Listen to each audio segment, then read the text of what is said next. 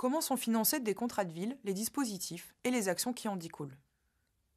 La politique de la ville est financée à plusieurs échelles, nationale, locale et européenne.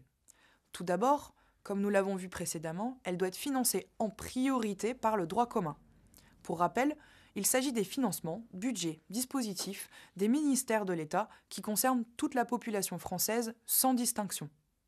La politique de la ville mobilise ses financements de droit commun via des conventions signées en faveur des quartiers prioritaires avec les ministères et des partenaires tels que la CAF ou Pôle emploi. Ensuite, en complément de ces financements communs à toute la France, la politique de la ville peut mobiliser des crédits spécifiques. À l'échelle nationale, le ministère de la Cohésion des territoires dispose d'un programme budgétaire dédié appelé le programme 147 Politique de la ville. Il vise à soutenir les politiques publiques engagées pour améliorer la condition de vie des habitants des quartiers prioritaires dès lors que l'on considère que les budgets classiques sont insuffisants face aux enjeux des quartiers. C'est ce qu'on appelle les crédits spécifiques. Le budget de l'État sur ce programme est fluctuant. 492 millions d'euros en 2014, 450 millions d'euros en 2015, 438 millions d'euros en 2016, 411 millions d'euros en 2017.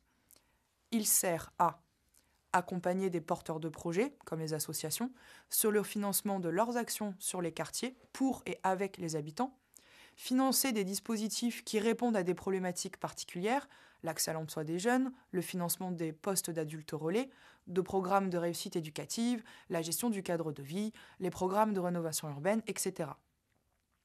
Pour se donner une idée de ce budget, le programme 147 représente 0,01% du budget national de la France. Ensuite, les financements de l'État sont complétés par d'autres partenaires à différentes échelles. À l'échelle locale, les régions et le département cofinancent sur des crédits de droit commun dont ils ont la compétence, exemple santé, l'action sociale ou l'emploi. Enfin, les collectivités territoriales, communes ou agglomérations, cofinancent également les actions déposées dans le cadre du contrat de ville selon leur domaine de compétence. Enfin, la politique de la ville est soutenue par l'Union européenne grâce à la mobilisation de fonds structurels, FSE, FEDER, dont 10% sont en faveur des quartiers prioritaires dans le cadre des partenariats entre l'Union européenne et les régions. Malgré la nouvelle loi et la contractualisation demandée aux différents ministères, la mobilisation du droit commun reste difficile, ce qui vient à l'encontre de l'essence même de la politique de la ville, comme nous l'explique Séverine Garcin. Le droit commun, concrètement, c'est le Graal qu'on a toujours cherché dans la politique de la ville et on continue quand même à le chercher malgré tout. Même si dans les contrats de ville, les nouveaux contrats de ville, il y a une évolution par rapport à ce plan d'action que j'indiquais, voilà, où on demande cette fois d'écrire au service, d'écrire des actions, d'avoir un regard particulier et vraiment de l'écrire. On a demandé aussi aux différents partenaires de chiffrer financièrement quels étaient l'argent, les sommes qui étaient injectées dans le cadre de leur droit commun sur des quartiers politiques de la ville. Aujourd'hui, on se rend compte que la politique de la ville finance sur l'agglomération, par exemple de Toulon-Provence-Méditerranée, à 80% des actions en reconduction depuis 5 à 10 ans.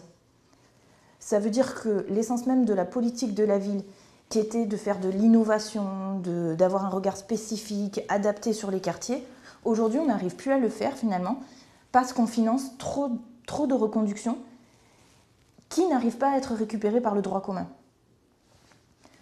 Donc concrètement, c'est un peu paradoxal, quoi. Oui, le droit commun doit s'investir, mais est-ce que la politique de la ville n'est pas un peu en train de devenir une sorte de droit commun ?